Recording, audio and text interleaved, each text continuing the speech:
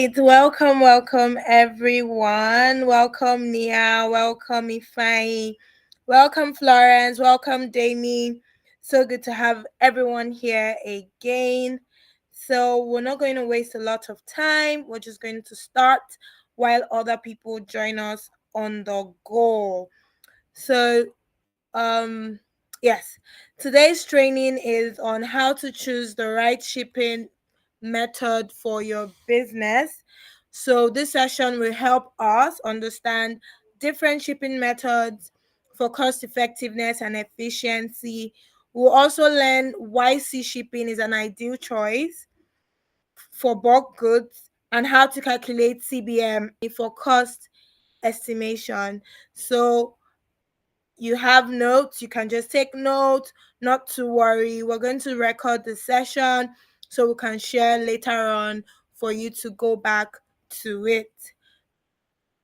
So choosing the right shipping method is like very crucial for our business, especially when we're dealing with this whole importation, logistics and delivery. And you should be able to choose the one that is going to be cost effective for you so that you don't run at loss, and you make a lot of money.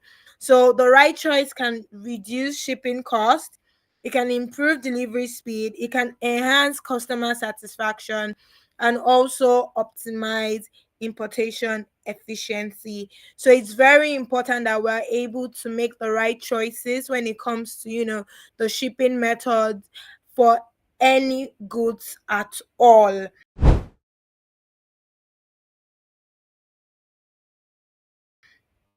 So we have key factors to consider when we are choosing a shipping method.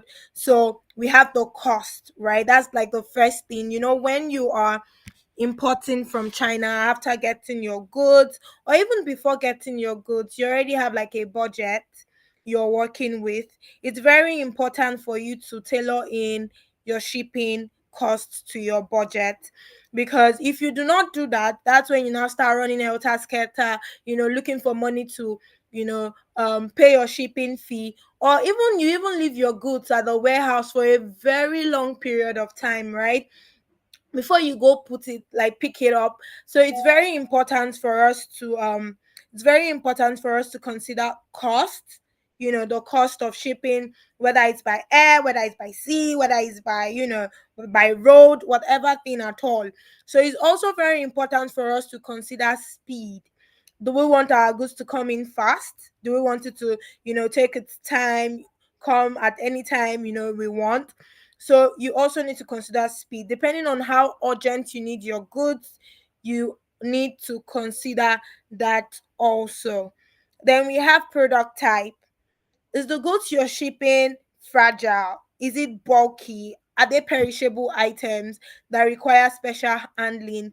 You need to put all of this into consideration, especially when you're shipping with a logistics company. It's very important you state that, oh, this goods is very fragile, this goods is bulky, or I have perishable items, it cannot stay long on sea. So and all of that stuff. So also this includes the packaging weight. Is the goods weighty?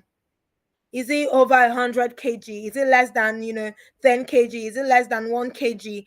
What is the size of the goods? Is it very big? Can it contain a full container, or it's just a very small parcel that one can just even hold while on air? Maybe you're just traveling and you could just put it in your bag.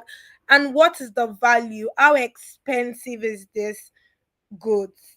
So you need to put all of these things into consideration. Then we have customer expectations, right?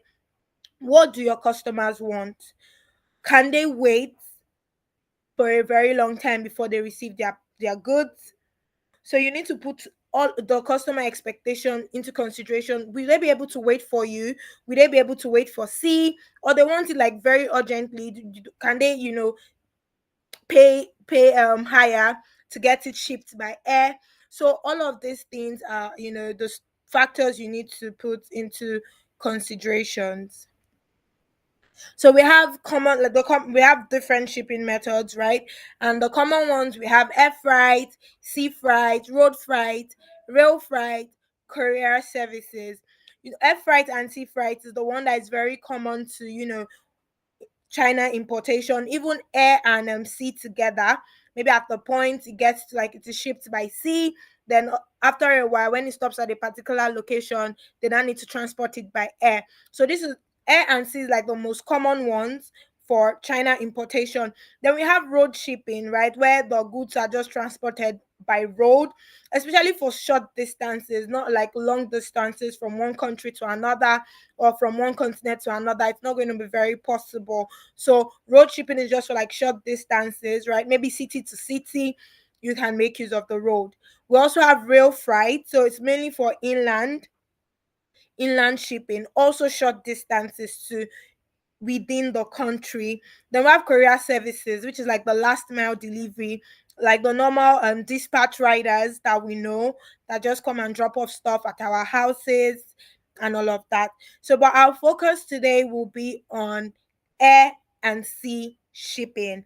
So, it is best to use air when you will need a very urgent delivery. If you know that you cannot wait or your customers cannot wait for a very long period of time, please go for air. As far as they are willing to pay the amount of money, or you factored in that cost into your product, please go for air so that you do not lose your customers' trust. Also, high value goods needs quick transport.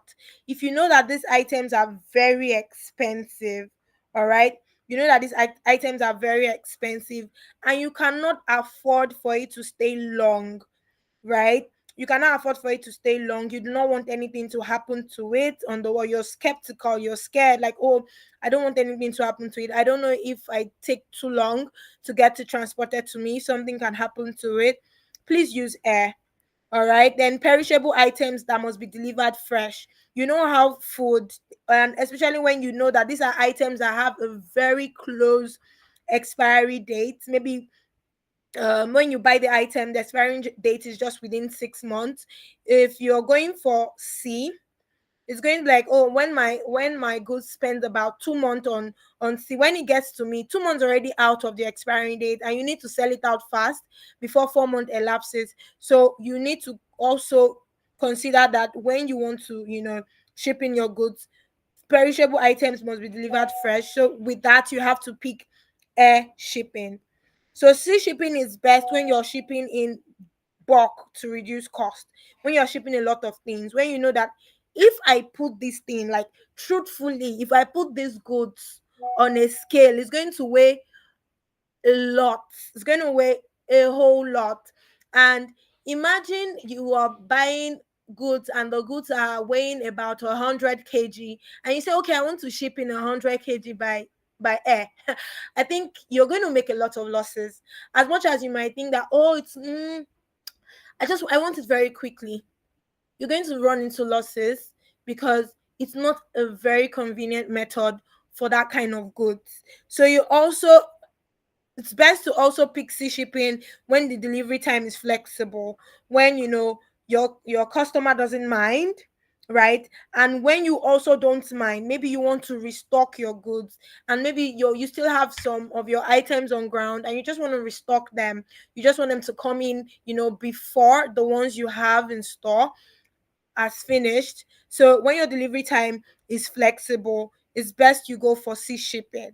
And also, like I said, heavy and large items, weighty products, large items like refrigerator, television, washing machine, big stuff. Even if it's not even all of those, heavy items. Maybe you're buying shoes worth of 50 kg, shoes worth of 100 kg, depending on what you're buying, right? Once it's heavy and it's large, I will advise you to opt in for, sea shipping. So your choice should depend on the urgency, budget, and the product type. How air and sea shipping works. For air shipping, after you've, gotten your product, they've gotten consolidated, you've, and delivered to your warehouse in China, and it has gotten consolidated and is ready to be shipped. For air, you just multiply the weight in kg of the goods, and with the shipping fee. I omitted the fee there, apologies, with the shipping fee to determine the cost. So if you have like 5 kg worth of goods, you just multiply it by the shipping fee to get the exact cost you're paying for shipping. For C, the first thing is to choose the right shipping mode. We have two modes, which is the full container load and the less than container load. The full container load is for people that are buying a lot, like in bulk, and their goods is going to take like the full container. They don't need to share with anybody. They don't, they just take the container. They just say, okay, I want a full container because my goods are so many, and I would want only my goods to be in the container. So you choose that if you are that person. But if you are someone that is not buying that much, that is when the less than container load comes into play. So you have like a particular portion in the container, just a portion that is for you, and every other person have a portion that's for them. So it's for like different people that are just sharing different, sharing the containers amongst themselves. So the next thing for you to do after you have chosen the right shipping mode by C is to calculate the CBM to determine the cost. Calculate the cubic meter, because C shipping has to do with volume and not weight. A has to do with weight, the weight of the product, the weight of the goods, but C shipping has to do with volume. So even if your goods is 100 kg, when it comes to C, that does not matter at all. It's none of C's business. So it has to do with volume, and that is where the cubic meter comes to play, and that's how you determine the cost. So once you have been able to calculate the CBM, calculate the weight of your goods, you book and schedule for shipment. If you're using Proc 360, for example, once you have you place your order, and your order has been purchased and has been consolidated, you'll be reached out to, right? What you do, Procter 60 will notify you, oh, do you want your items to be shipped now? So once you're ready for your items to be shipped, you book for your shipment. Or if you bought by yourself, right, and you're sending it to Procter 60 warehouse, book for check-in after your goods have been checked, and you are ready to ship them out. You book and schedule for shipping, and you get to choose the particular shipping route that you want. So after you've booked for shipping, the goods now get like delivered to your country's warehouse, irrespective of where you are, in Nigeria, in Ghana. It gets shipped there, or it can also be shipped to you directly. But before it is shipped to you, right, or before it is even delivered to the country's warehouse, you need to clear customs, that's custom clearance, and pay duties. That is if you are doing all of the thing by yourself. But with Proc 360, you do not have to pay for your clearance, or all those custom duties and the payment. Your fee is the fee, and every other thing has been incorporated into the fee.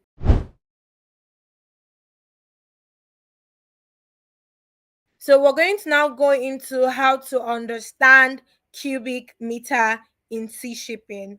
Like I said earlier, cubic meter is like the volume measurement used in sea shipping to calculate the space occupied by a cargo. It's just like maybe a room, and we divide the room into 10 parts.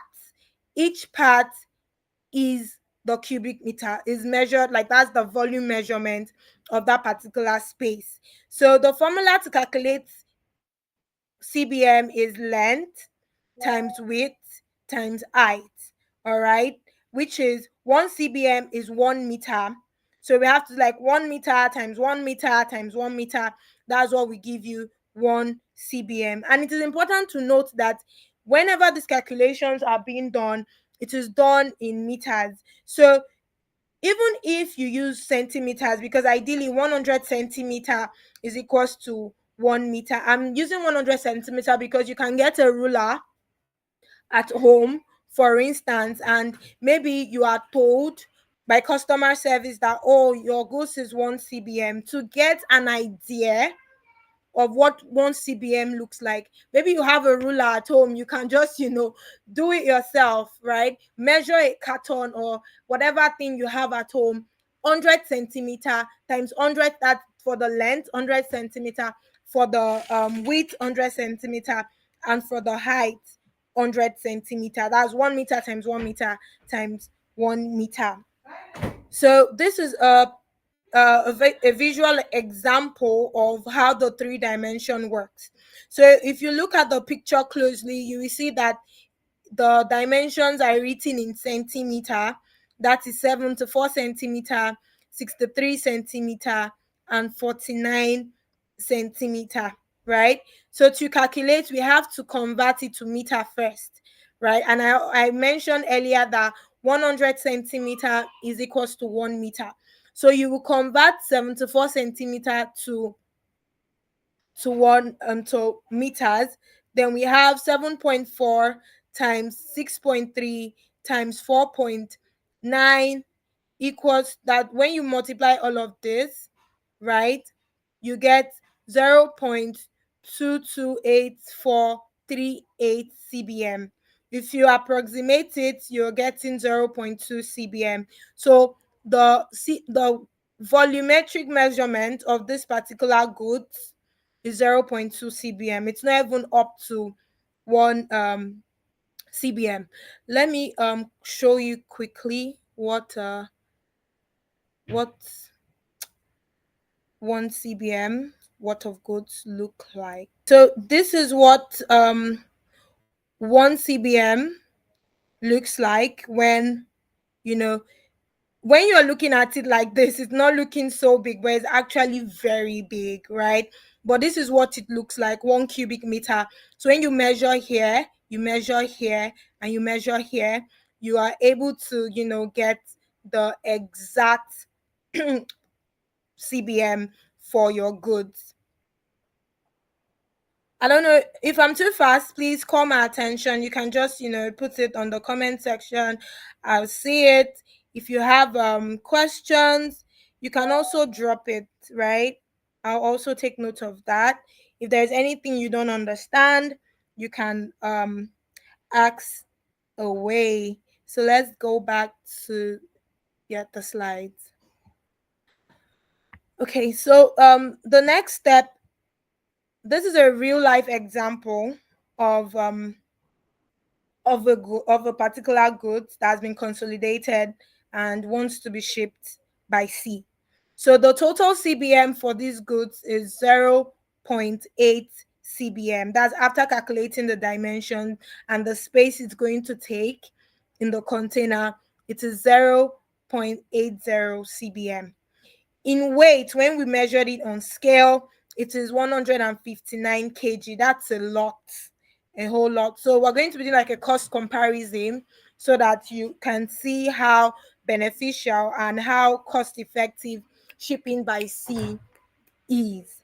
So if you're shipping by sea, we already have like 0.8, we already have like 0.8 cbm multiplied by the shipping fee for 1 CBM, which is $360 for Nigerian shipping, right? So that equals to $288 for these goods. But if you're shipping by sea, understand that shipping by sea is, is measured by weight. We have 159 kg, and 159 kg multiplied by $9.5, that's $1,510.5. That's a lot of money, right? And when you when you subtract it from each other, you see that we have been able to save $1,222.5. That's a whole lot of money for us, just throw away because we want to, ship by air. So we can see from this particular illustration that shipping by sea is actually very cost effective. It saves us more, and in turn we are able to, like, make a lot of money, make profit.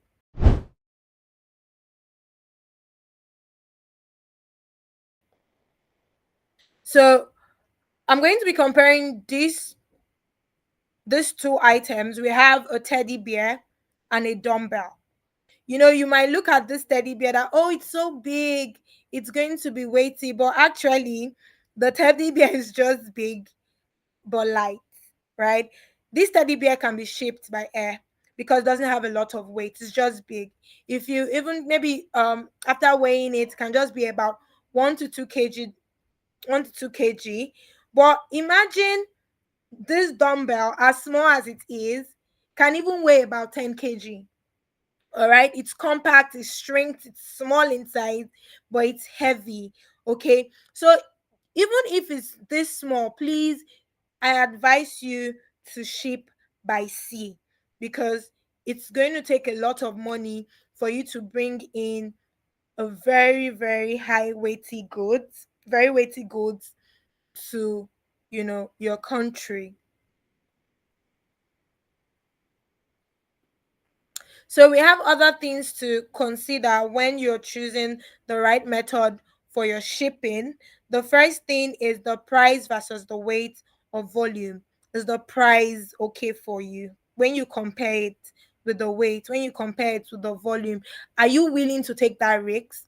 If you're not willing to take the risk of shipping by air, please go for sea, right?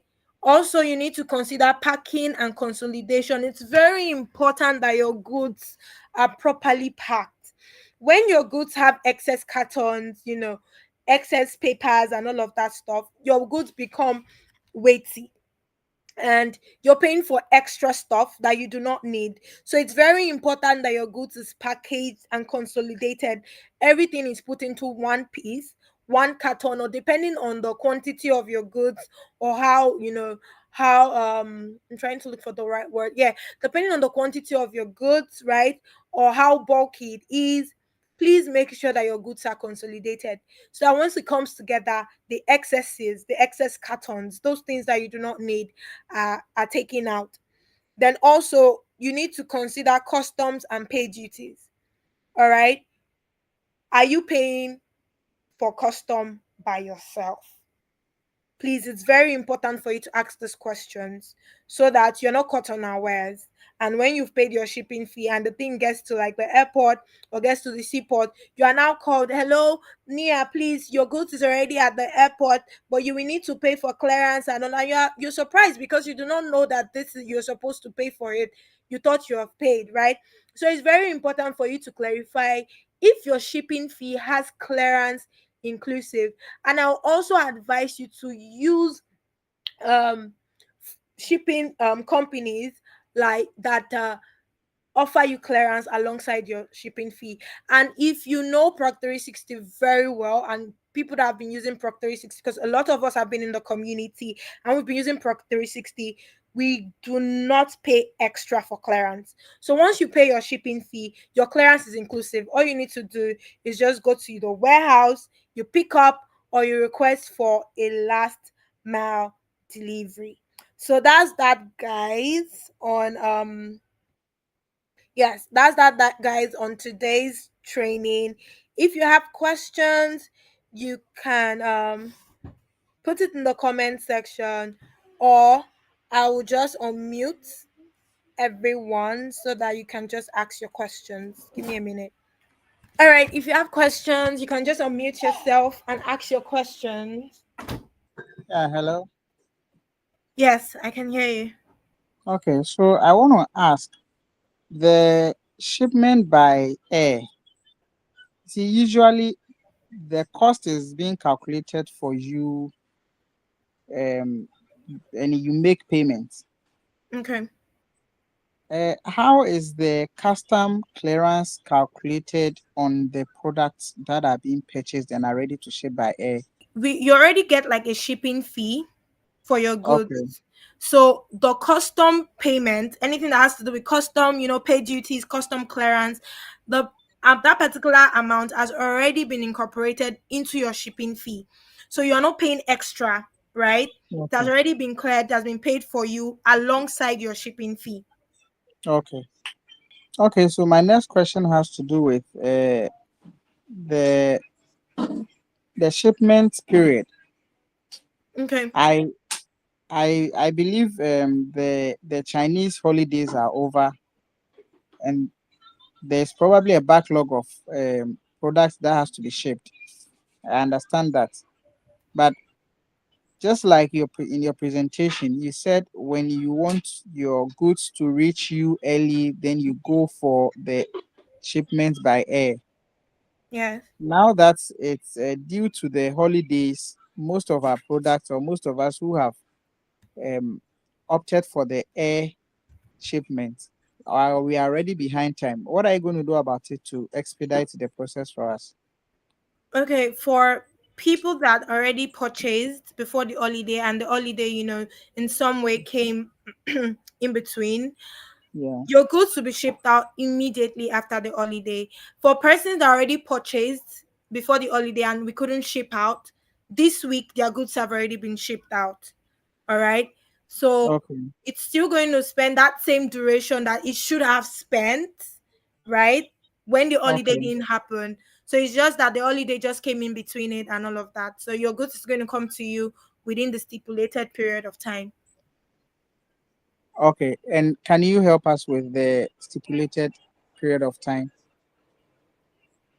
For Nigeria, it's about 7 days, Okay. right? Yes. And for Ghana, we should be looking at about 7 to 14 days, still within the same range, right? So 7 to 14 days. max is 2 weeks.